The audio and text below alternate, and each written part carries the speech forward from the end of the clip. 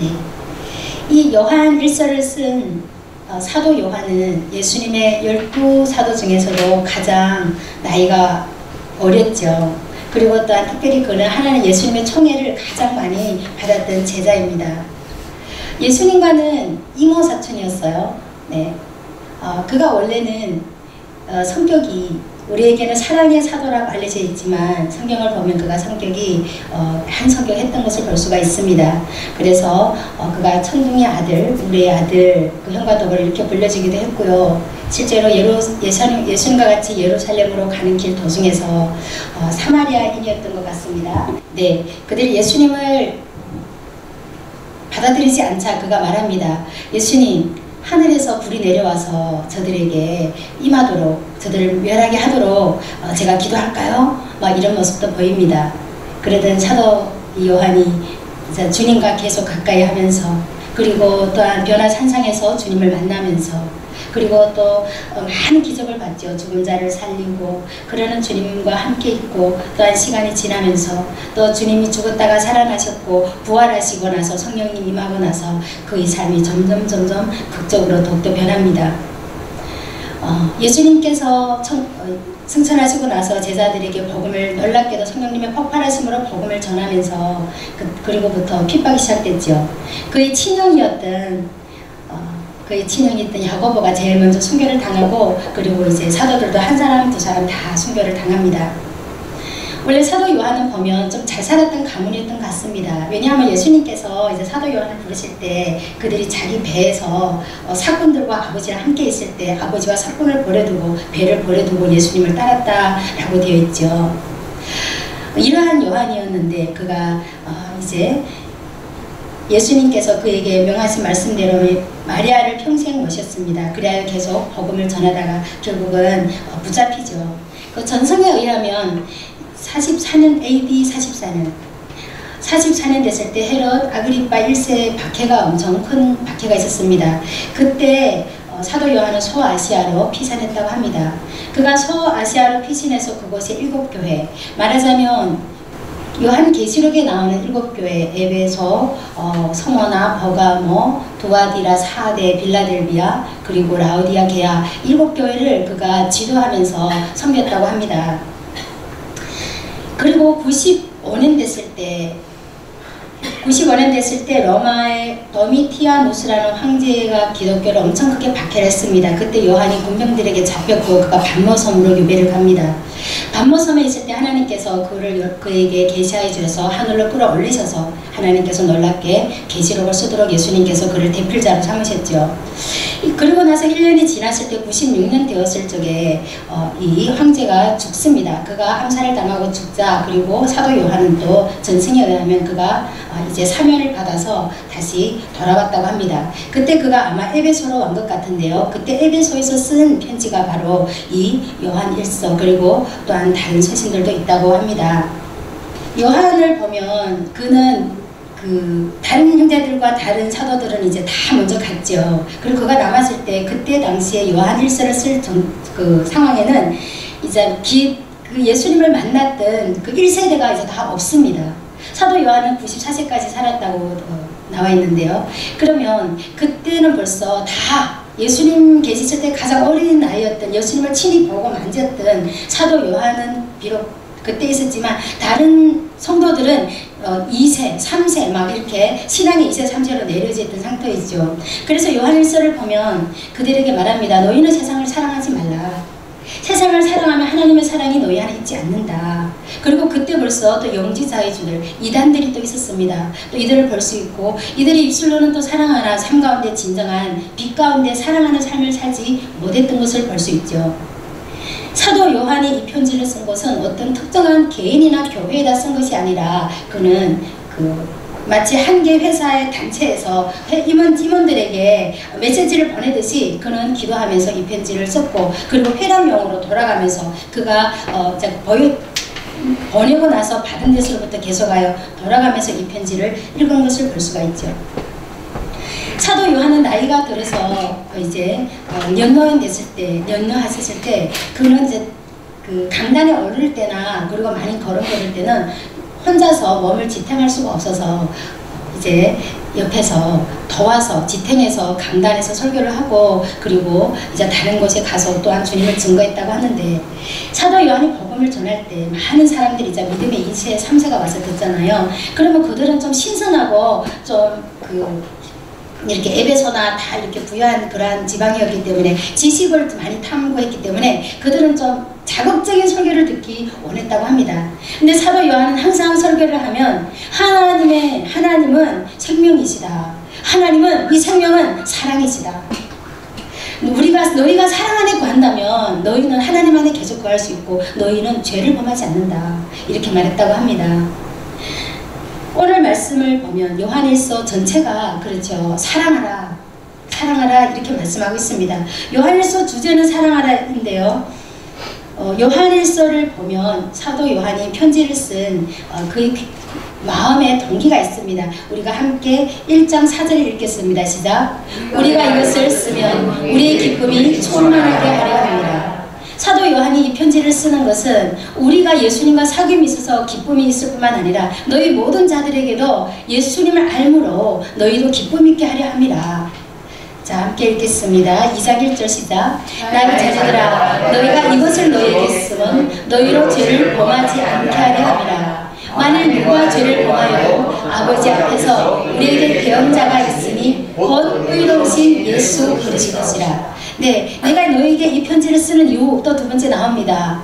죄를 범하지 않게 하려 함이라. 성도들아 죄를 범하지 말라 그러죠. 그러면서 계속해서 말합니다. 천국 백성은 육신의 정욕과 안목의 정욕과 이생의 자랑으로 살 것이 아니야. 세상을 사랑하지 마. 그러면 하나님의 사랑이 너희 안에 있지 않고 너희는 빛 가운데 거하지 않고 자신도 알 수 없는 사람이 되버려. 이렇게 말씀하죠. 계속하여 5장 13절을 보겠습니다. 내가 하나님의 아들의 이름을 믿는 너희에게 이것을 쓰는 것은 너희로 하여금 너희에게 영생에 있음을 알게 하려 함이라. 네. 요한 일서는 믿지 않는 자에게 쓴 것이 아니죠. 그렇죠? 내가 하나님의 아들의 이름을 믿는 너희 성도들에게 이것을 쓴 것은 많은 경우 보면 사도 요한은 자녀들아 이렇게 말합니다. 연령으로도 아주 고령이었어요. 그때 당시에는 보통 60세만 살아도 엄청 장수한 나이인데 90세가 넘으셨으니까 그래서 다 가장 장수하셨지만 또한 영적으로도 그리고 한국어로는 자녀들아 이렇게 되어 있지만 사실은 더 친절하게 영적인 자녀들아 이러한 뜻이죠. 내가 하나님을 믿는 너희들에게 이것을 쓰는 것은 너희로 하여금 영생에 있음을 알게 하려 합니다. 우리가 영생에 있음을 모를까요? 알죠. 근데 사도 요한은 더욱더 사랑함으로 하나님과의 수직적인 사랑이 이루어져서 또한 그 사랑이 수평으로 사람과 사람, 이웃과 이웃, 형제와 형제 사이에 서로 사랑함으로 더욱더 영생에 있음을 더욱더 확신하게 되는 그러한 삶을 알게 하려고 편지를 썼다 이렇게 말하고 있습니다. 오늘 본문 말씀을 보면 오늘 본문의 1장 말씀을 보면 하나님과 사귐이 있는 자가 되라 이 말입니다. 사랑하라 이거 주제인데요. 그러면 우리가 하나님의 뜻 안에서 사랑하는 사람이 되려면 여기서 말하는 사랑은 사람과 사람의 사랑이 아니죠. 하나님의 사랑으로서 하나님을 사랑하고 하나님 주신 그 계명 그리고 그 사랑으로서 우리가 이웃을 사랑하려면 이 본문에 말씀합니다. 어떻게? 하나님과 사귐 있는 사람이 되라. 본인이 먼저 사귐 있는 사람이었어요. 그래서 사도 요한은 말합니다. 하나님과 사귐 있는 자가 되라. 우리가 함께 읽겠습니다. 시작. 먼저 하나님과 사귐이 있는 사람은 하나님을 알고 있습니다. 네. 내가 하나님과 사귐이 있어. 나는 하나님과 교제를 하고 있어. 그리고 또 나는 하나님과 생명의 진액을 나누고 있어. 그렇다면 그 사람은 어떠한 게 있어야 됩니까? 하나님을 알고 있어야 되는 것입니다. 하나님에 대해서 지식적으로 아는 것이 아니라 성경은 이것을 다 한다 이렇게 말하고 있죠. 우리가 함께 읽어보겠습니다. 시작. 분명히 말씀에 관하여는 우리가 들은 바요 눈으로 본 바요 자세히 보고 우리 손으로 만진 바라. 이 생명이 나타나신 바 된지라. 영원한 생명을 우리가 보았고 증언하여 너희에게 전하노니 이는 아버지와 함께 계시다가 우리에게 나타나신 바 된 이시니라. 우리가 보고 들은 바를 너희에게도 전하면 너희로 우리와 사귐 있게 하려 함이니 우리의 사귐은 아버지와 그 아들 예수 그리스도와 더불어 누림이라. 아멘. 네, 이 생명이 태초부터 있는 생명의 말씀, 요한복음 1장 1절이죠. 태초에 말씀이 계시니라. 이 말씀은 하나님과 함께 하셨고 이 말씀은 곧 하나님이시다. 바로 그 예수님에 대해서 말했죠. 그러면 태초부터 있는 생명의 말씀, 이 예수님에 대해서는 우리가 들은 바요. 사도 요한은 들었죠. 또한 뭐 했어요? 눈으로 뭐 했습니까? 본 바요. 보았습니다. 자세히 보고 우리 손으로 만진 바라. 이 생명이 나타내신 바 된지라.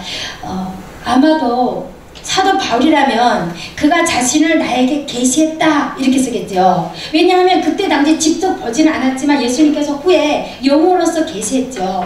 그렇기 때문에 자기가 깨달았기 때문에 하나님께 자기를 오픈하셨기 때문에 계시했다 했는데 사도 요한은 계시했다 말씀을 쓸 필요가 없었습니다. 왜냐하면 직접 나타났으니까. 이 하나님이신 이분이, 말씀이신 이분이, 빛이신 이분이 사람의 옷을 입고 그냥 자신에게 보여줬기 때문에 이 생명이 나타났다. 마리아를 통해서 사람으로서 우리에게 보여주셨다. 우리가 보았고 증언하여 너에게 전하노니 이는 아버지와 함께 계시다가, 하나님 아버지와 함께 천국의 그 보좌에 계시다가 우리에게 육의 몸을 입고 나타내신 이시니라. 우리가 이 예수님을 보고 예수님께 들었고 지금 너희에게도 전하는데, 너희로 우리와 사귐에 있게 하려 함이니, 전하는 이유는 예수님과의 생명을 진행을 나와 하나님께서 나누셨던 이 진행을, 예수님과 나누었던 이 생명을 너희에게 전함으로써 너희도 있게 하려 함이니.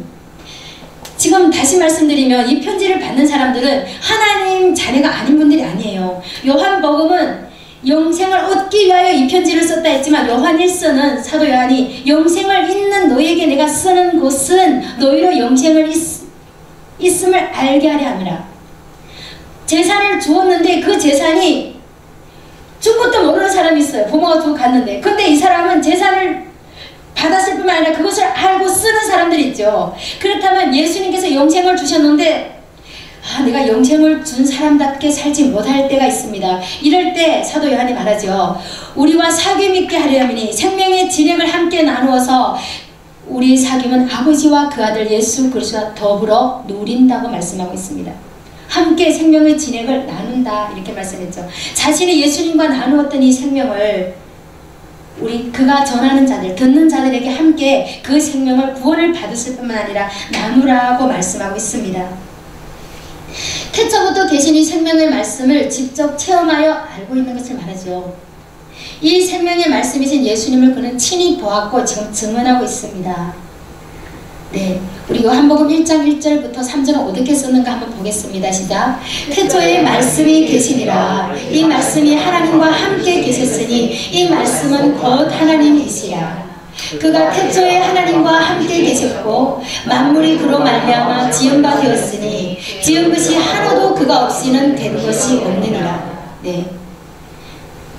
사도 요한은 예수님께서 말씀할 때 생명의 말씀이라고 그분을 증거했죠. 또한 빛이시다 이렇게 말씀하고 사랑이시다 이렇게 증거를 했습니다.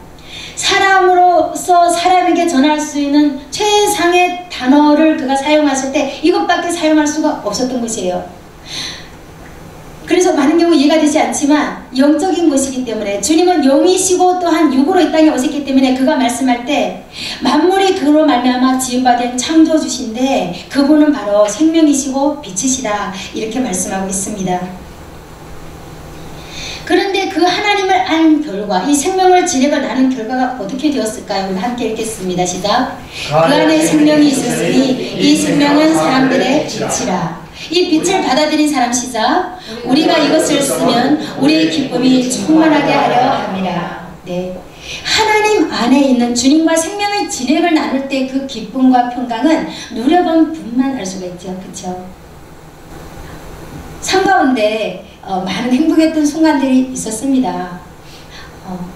세상적으로 보더라도 데이트할 때, 연애할 때, 그리고 또한 아들이 생겼을 때, 그리고 부모로부터 또 사랑을 받았을 때 많은 행복한 순간이 있었죠. 근데 제 일생에서도 또 행복한 순간이 많았는데도 가장 인상에 남는 거는 참 말이 안 되는 그러한 희한한 체험을 제가 한 적이 있어요. 우리 선교단이 칼봉에 가셔서, 그때는 항상 선교단이 오셔서 일주일 사역을 하시고 먼저 가시고 제가 남거나, 아니면 제가 먼저 가서 일주일 있고 선교단이 오셔서 함께 오거나 그랬었습니다. 그리고 그때는 먼저 선교단이 이제 같이 함께 갔다가 사역을 끝내시고 목사님이랑 일행은 먼저 들어가시고 제가 혼자 남았었는데, 그때 시온교회에서 이제 먼저 일주일 사역을 끝나고 주일 예배까지 다 끝나고 아마 월요일이었던 것 같습니다. 제가 이제 하루 종일 시온교회 가서 이제 같이 신학생들과 수업을 했죠. 수업을 마치고 제가 숙소로 돌아갔는데, 그날은 좀 피곤해서 그냥 다른 사람들 다 괜찮으니까 다 집에 가서 쉬시라고 이제 리룽 자매님이랑 항상 같이 오는데, 제가 이제 그렇게 얘기를 했어요. 그리고 와서 이제 아무것도 안 하고 와서 먼저 자고 있었어요. 좀 자고 나서 한 2시간인가 자고 나서 제가 깨었는데, 그 집이 가보신 분은 알겠지만 창고 같은 생김, 그 아파트가 정말로 한 40년 전에 지어진 아파트라서 아시지만, 여기 그 회가루칠을 하고 밑에는 시멘트인데 그것도 우리가 다 닦아서 창고식으로 되어 있던 걸 누가 새도 안 드는 것을 청소해서 들었잖아요. 근데 그곳에서 제가 이제 잠깐 눈을 붙이고 깨어났는데 그냥 되게 어두웠어요. 어두운데 불을 켜면 사람들이 또 이제 얼어서 뭉두딜까봐 제가 불을 안 켜고 그냥 커피를 한 잔 타서 혼자서 커피를 마시고 테이블에 앉아 있는데, 마음 안에서 이렇게 행복하고 이렇게 평안할 수가 없는 거예요. 어쩌면 이렇게 평안할 수가 있지? 어쩌면 이렇게 행복할 수가 있지? 이렇게 그 기쁨 정말 충만한데, 제가 그때 커피 맛을 제가 영원히 잊을 수가 없어요, 진짜.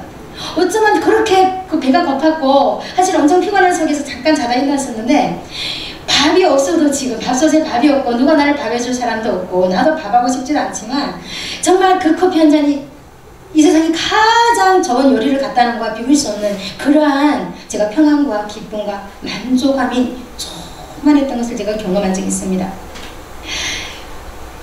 우리의 기쁨, 세상에 주는 기쁨이 아니죠. 사도 요한이 지금 말하고 있는 이 기쁨, 사도 요한이 우리에게 말씀하고자 하는 그 기쁨의 충만함은 물질로 인한 충만함이 아니고, 사람으로부터 인정받거나 어떤 보이는으로부터 아니라 하나님 안에서 생명의 그 근원 되신 주님과 나와 그 진역을 나눌 때, 주님께서 주실 때, 주님이 내 안에서 그것을 그분의 기쁨으로 드러나실 때 우리에게 그러한 기쁨이 충만해진다고 성경은 말씀하고 있습니다.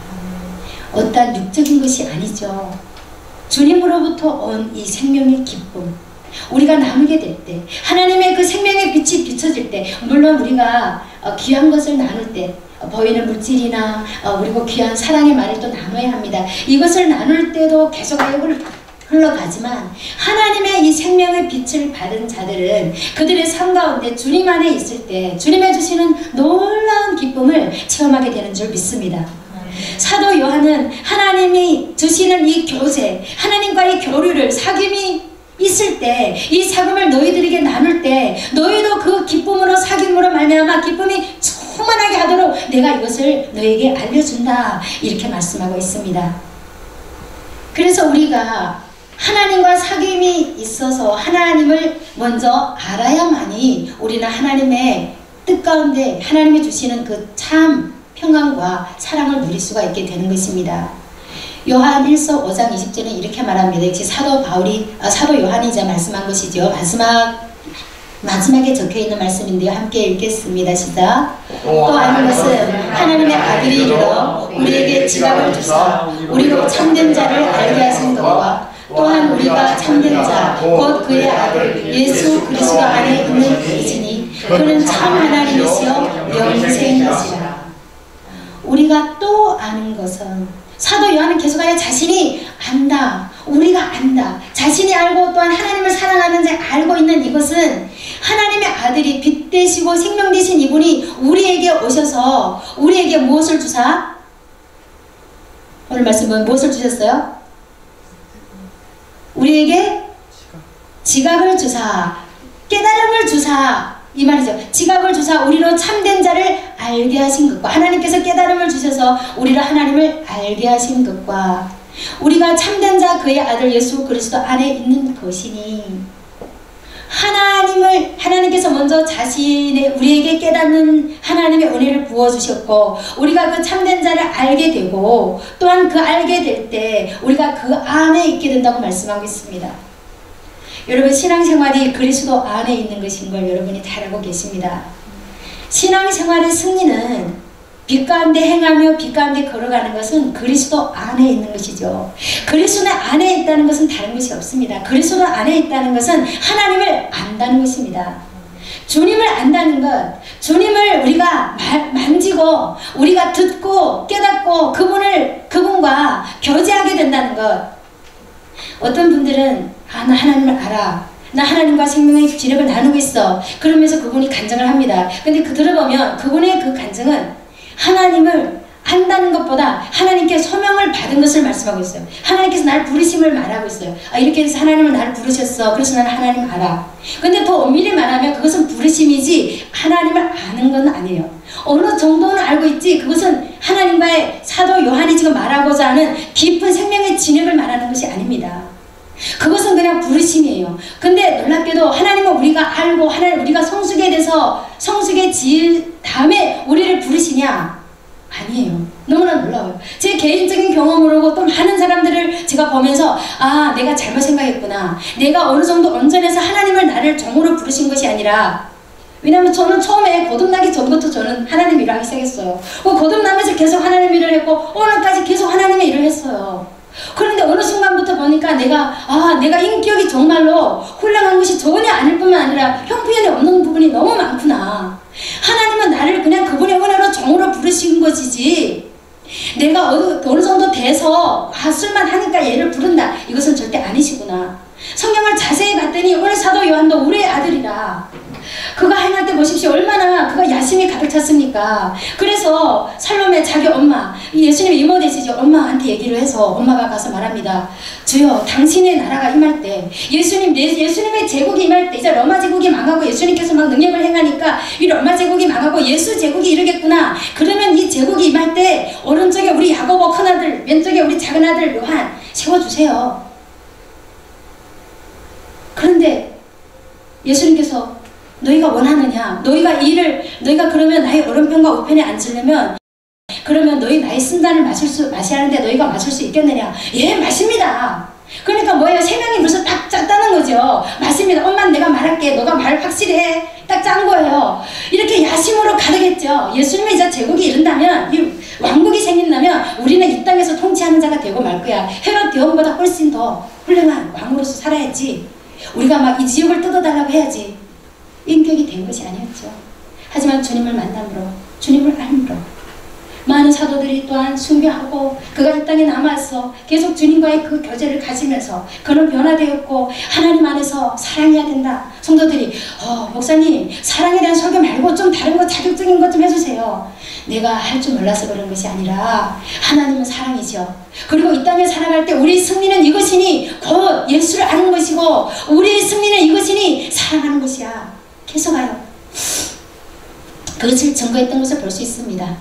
하나님의 부르심에는 어떤 사람의 능력이나 인격이 필요한 것이 아닙니다. 주님이 인격 중에 가장 인격이 되신 주님이고 성숙한 분이시고 은사는 그분께 있으시기 때문에 그분이 여러분을 부르실 때는 벌써 또한 태어날 때부터 은사들을 많이 주셨어요. 미리 쓰시려고. 그리고 또한 당신이 주시고자 부르십니다.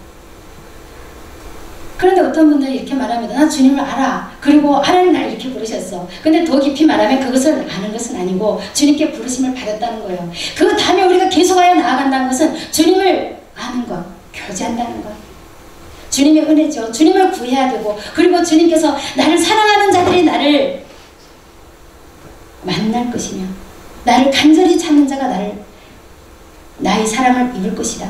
나를 사랑하는 자들이 정확히 말하면 나를 사랑하는 자들이 나의 사랑을 입을 것이며 나를 간절히 찾는 자가 나를 만날 것이다. 네, 우리가 찾지 않을 때도 주님은 나타나십니다.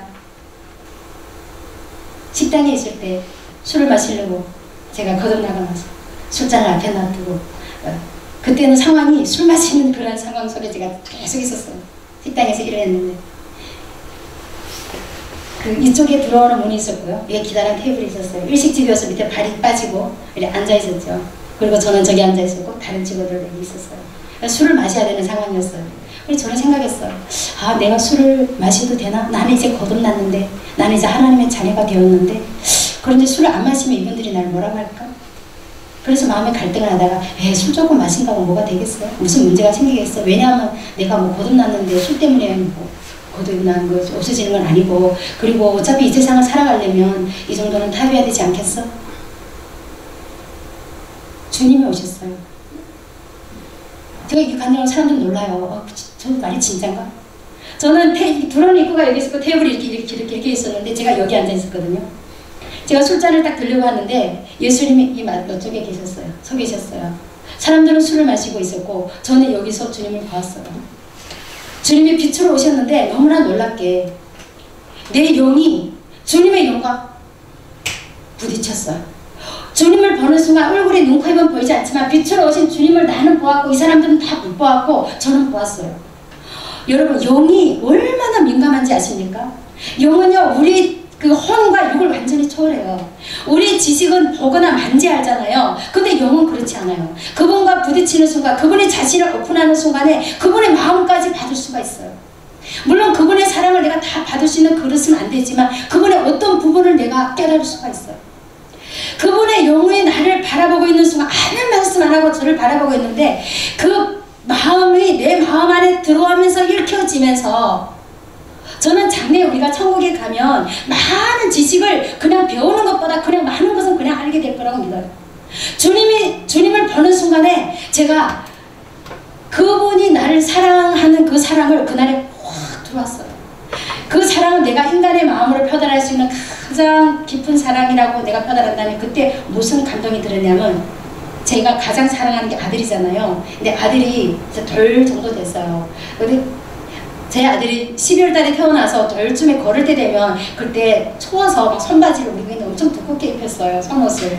그러니까 애가 잘 못 걷는 거예요. 그래서 제가 앞에서 일로 와 하고 이렇게 했으면 애가 막 넘어지려고 뒤뚱뒤뚱 오면 내 마음에 그 넘어지는데 잡아주진 않고 막 그 긍휼의 마음에 가까운 그 마음 있잖아요. 사랑하면서 막 아까우면서 막 애틋하면서 막 귀한 거면서 막 그러한 마음이 있었는데 그 순간에 내한테 읽혀지는 마음은 그 마음이 확 들었는데 그것보다 비할 수 없는, 그러니까 제가 제일 가까운 단어를 표현한 거예요. 그 마음이 제 안에 들어오는 거예요.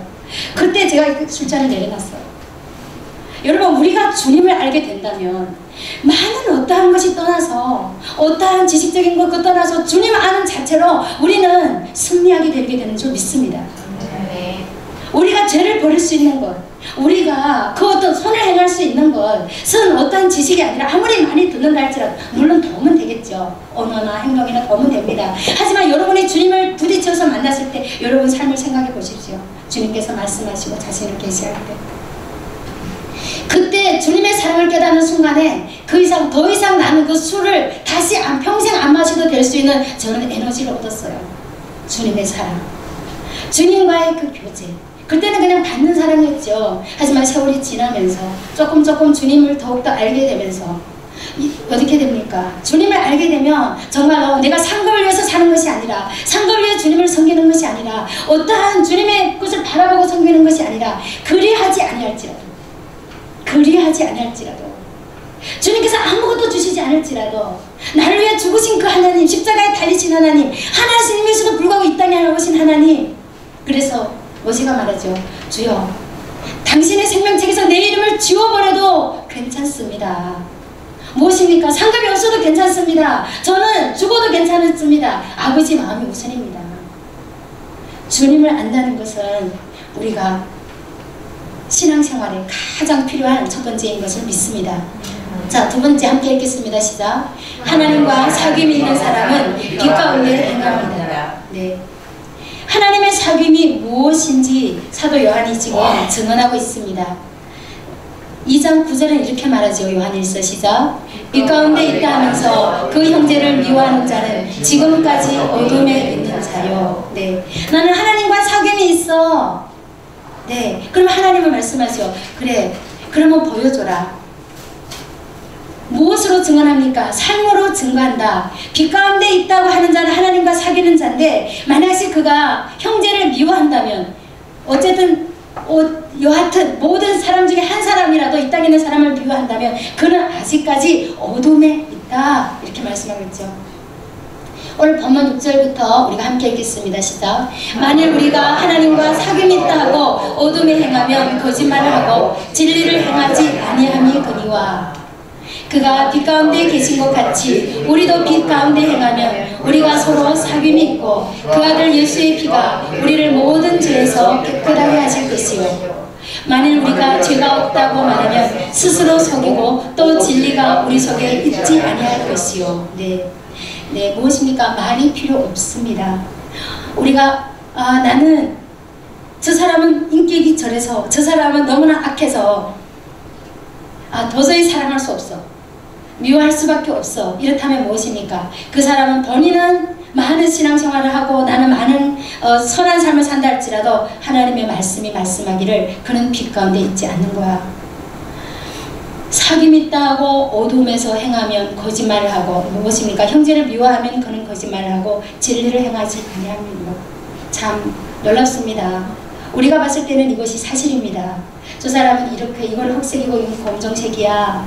그래서 저것은 옳지 않은 거야. 내 하나님 무엇입니까? 그것이 아니야. 너는 사랑해. 사랑하지 않으면 어둠에 행하는 거야. 그런데 또 반대로 나오죠. 빛 가운데 계신 것 같이 하나님이 빛 가운데 계신 것 같이 우리도 빛 가운데 무엇입니까? 행하면 빛 가운데 그냥 거하면 하면 얼마나 좋겠습니까? 행하면 우리가 서로 사귐이 있고 그 아들 예수의 피가 우리를 모든 죄에서 깨끗하게 하실 것이요. 네, 눈이 없어서 못 보는 것이 아니라 빛이 없어서 못 보는 거죠. 여기서 말하는 건 그리스도인이잖아요. 거듭났잖아요. 그러니까 영혼의 눈이 이제 있어요. 있기는. 거듭나지 않은 사람은 영혼의 눈이 없습니다. 눈이 아예 없어요. 왜냐하면 죽어있기 때문에 눈이 없고 귀도 없어요. 근데다가 그들은 꽁꽁 묶여있지. 어둠에. 근데 거듭난 사람 무엇입니까? 눈이 있습니다. 하지만 그들은 어떠한 형제를 사랑하지 않는 자는 눈이 없어 못 보는 것이 아니라 빛 안에 있지 않기 때문에 빛 안에 거하지 않기 때문에 그는 어둠에 있으면서도 자신도 자신을 몰라요. 여기서 어둠에 행한다는 것은 어둠에서 걸어간다면 계속하여 삶을 산다면 어둠에 있으면서도 자신도 스스로 자신을 모르는 거죠. 그래서 제가 어떤 날 하나님 앞에서 헛바백을 막 말하고 있었어요. 하나님 어떤 사람을 막 상수하고 있었어요. 고소하고 있었어요. 그때 순간에 어둠의 영아 떠나라. 깜짝 놀랐어요. 제가 저는 아니 거짓말의 영아 떠나라 그랬어요. 제가 난 거짓말하고 있는데 아닌데요. 불법의 영아 떠나라. 사랑하지 않는 모든 것 이유 불문. 성경이 분명히 말합니다. 이유 불문입니다. 왜냐하면 입법자도 한 분이시오. 재판자도 한 분이시오. 그 사람이 죄를 지었을 때 그 사람이 어떠한 부정함과 악함과 연약함이 있을 때 형편없다 할지라도 그 사람을 만드신 도 하나님이시오. 그 사람에게 법을 준 사람도 하나님이시오. 그 사람을 재판하는 주도 하나님이기 때문에 너는 입법자도 아니요. 너는 법을 세운 자도 아니요. 너는 재판할 재판장도 아니요. 너는 그냥 사랑하라. 너는 그냥 용서하라. 우리가 그 말씀에 순종하게 될 때 하나님의 권위에 순종하는 자가 되고 그 말씀에 순종하게 될 때 그때야 제가 발견했어요. 이때야 진정으로 기도가 시작이 되는구나. 신앙생활을 10년을 하고 15년을 했는데 이때야 비로소 신앙생활이 사랑의 기도가 시작이 되는구나. 기도하죠. 예수 이름으로 저 사람에 있는 악한 영혼 떠나갈지어다. 예수 이름으로 악한 습관은 나갈지어다. 근데 무엇입니까? 판단으로 인하여 사랑하지 않는 마음으로 속상함을 인하여 기도한 것이 기도가 아니었구나. 하나님의 주권을 인정하게 됩니다. 우리가 하나님의 주권을 인정한다는 것은 어떠한 사람이나 어떠한 환경이나 불문하고 그 사람을 사랑하게 될 때 우리는 빛 가운데 거한다고 하는데요. 또 엄밀히 말하면 눈이 있어서 보는 것도 아닙니다. 영의 사람들 역시 눈에만 있어서 보는 것이 아니라 영의 눈이 있을 뿐만 아니라 빛 안에 그가 계속하여 거하게 될 때 그 빛 안에 있을 때 그는 볼 수가 있습니다. 그러므로 로마서는 말하죠. 너희가 누구에게 순종하는지 너희는 누구의 정이 되는지 알지 못하느냐. 그것도 분명히 거듭난 자에게 말했어요. 누구에게 순종하는지. 너가 미워하며 순종할래? 어둠에 순종할래? 그러면 너는 죄의 종이야. 그러면 너는 빛 가운데 거하는 자야. 너가 하나님께 순종하고 너가 입을 일을 사려먹고 할 수 없을지라도 하나님께서 입법자이고 재판자이고 하나님이 주권자이고 하나님이 모든 일의 통치자이고 하나님은 모든 일을 할 수 있음을 믿는다면 너는 그냥 말씀대로 순종하고 사랑해. 그렇게 행한다면 어떻게 됩니까? 하나님의 정오의 삶을 산다고 성경은 말씀하고 있죠. 시편 그렇지 않다고 하면 우리가 만약시 나는 죄가 없어, 나는 괜찮아, 이 정도면 그렇다면 무엇입니까? 스스로 속인다고 그랬어요. 자신도 사실은 자신이 모르기 때문에 속이는 거죠. 속는다는 것은 모른다가 아닙니까? 자신이 어둠에 있는 조차를 모르는 거죠. 저는 지금 남말을 하고 있는 것이 아닙니다. 저는 저를 말하고 있습니다. 나는 나의 감정을 말하고 있어요. 내가 목사고 내가 설교사라고 하더라도 내가 많은 경우 내가 속임을 당했더라고요. 지금도 모르는 부분이 너무 많죠. 지금도 너무나 많아요. 근데 너무나 많이 속았었어요. 판단하고 비판하고 그러면 무시가 따라오고 기도를 많이 하죠. 기도를 한다도 진정한 열매 맺는 기도를 힘들구나. 무엇입니까? 내가 몰라서 못한 거예요. 죄가 없다고. 나는 죄가 없는데. 그런데 하나님 앞에 깊숙이 들어가면 하나님께서 빛을 비춰주시고 하나님 앞에 또 겸손하게 나오면 주님 저는 저를 모르겠습니다. 어느 순간부터 제가 주님 앞에 고백해 주님 저는 정말로 저를 모르겠습니다. 하나님께 기도하게 될 때 하나님께서 그때야 눈을 더욱더 열어주시고 물론 옛날에도 열어주셨지만 더 깊은 단계 더 자신을 아는 단계 내 자신이 주인이 되었던 그 단계에서 주님의 주권을 인정하는 단계로 인도하는 것을 제가 체험하게 되면서 내가 스스로 속고 있었구나. 또 진리가 우리 속에 있지 아니할 것이요. 진리가 완전히 없다는 것은 아닙니다. 정말로 그 자유함을 얻지 못한다는 거죠. 진리를 알지니 진리가 너희를 자유롭게 하리라 하는 그 깊은 진리에 대해서 자유함이 없다는 것이죠. 자, 시편 119편 130절을 함께 읽겠습니다. 시작. 주의 말씀을 열면 빛이 비치어 우둔한 사람들을 깨닫게 하나이다. 네, 내가 우둔함을 먼저 하나님 앞에 아뢰고 주님 저는 모르는 자입니다. 주님 알게 하옵소서. 그리고 나서 주님의 말씀이 내게 비치도록 기도할 때 성령님 조명하여 주세요. 우리가 우둔한 내가 깨닫게 되는 음성을 입게 된 줄 믿습니다. 말씀 안에 거할 때 많은 감정들이 교회에 생기는 것을 보았습니다. 정말로 기쁨으로 차고 넘칩니다. 이승순 집사님의 우리가 신방 갔을 때 그분의 감정을 듣게 되면서 참 놀랍고 부끄럽기도 하고 감사하기도 하고 그리고 또 결단을 하기도 하고 제가 이러한 그 신방을 다녀왔는데요. 이제 그분이 또 간증할 때 여러분도 듣겠지만 그분이 말씀을 읽게 될 때 그리고 막 기도를 말씀을 붙잡고 그 말씀을 선포하는 기도를 하면서 삶이 뒤집어졌다고 합니다. 보이는 삶은 점점 악화되었는데 결국은 주님께서 한 번에 반전을 시키시면서 말씀이 승리된다는 것을 다시금 볼 수가 있었습니다. 여러분 우리 교회에서 하나님께서 말씀을 여셨습니다. 우리 청년부에도 이제 말씀으로 들어왔습니다. 계속하여 여러분이 기도해 주셔서 청년부도 오늘 아침에 다시 나눌 때 다 말씀을 올린 분도 있고 그때 못 올린 분도 있지만 이제 말씀 속에 이제 주 사역자들 우리 청년부에 다 들어와서 있는 것을 보면서 이제부터는 또 이제는 기도다. 이들이 하나님 앞에 친밀함을 알도록 또 기도해 드려야겠다. 어차피 내가 할 것은 없고 우리 청년들이 말씀을 통해서 하나님과 부딪힌 하나님과 영적인 만남 하나님을 알게 되는 것 야다하게 되는 것 그분과의 깊은 교제로서 생명의 진액을 나누는 것 정말로 자다가 일어나서 기도하고 혼자서 기도하고 그들이 회사에서 두 손을 모아서 무릎 꿇고 기도하고 그들의 직장에서 기도하고 우리 박사도 기도하고 석사도 기도하고 우리 청년들이 직장에서 기도하고 하나님 앞에 생명을 지닐 수 나눌 수 있는 이러한 자가 될 수 있도록 이제는 기도로 또 시작해야 되겠구나. 여러분 우리 모두도 또한 그런 사람이 되어야 될 줄 믿습니다. 어차피 우리 할 것은 하나도 없습니다. 말씀 앞에서 주님 앞에 또한 생명의 진액을 나누게 될 때 우리는 사랑할 수 있는 자로 세워지는 줄 믿습니다. 빛이 나타나는 그 자체로 어둠이 사라집니다. 빛은 악을 제거합니다. 어둠을 제거합니다. 우리 마음 안에 빛을 가져다 주는 주님의 말씀이 얼마나 채워져 있느냐에 따라 우리 마음의 상태가 달라질 것입니다. 하나님의 이 빛이 내 안에 들어오면서 그 빛이 나를 지배하면서 나에게 영향력을 끼치면서 우리의 마음은 오직 빛이신 하나님으로 가득하시기를 여러분 예수님의 이름으로 축원합니다. 기도하겠습니다. 은혜의 하나님 감사합니다. 빛 대신 생명의 주님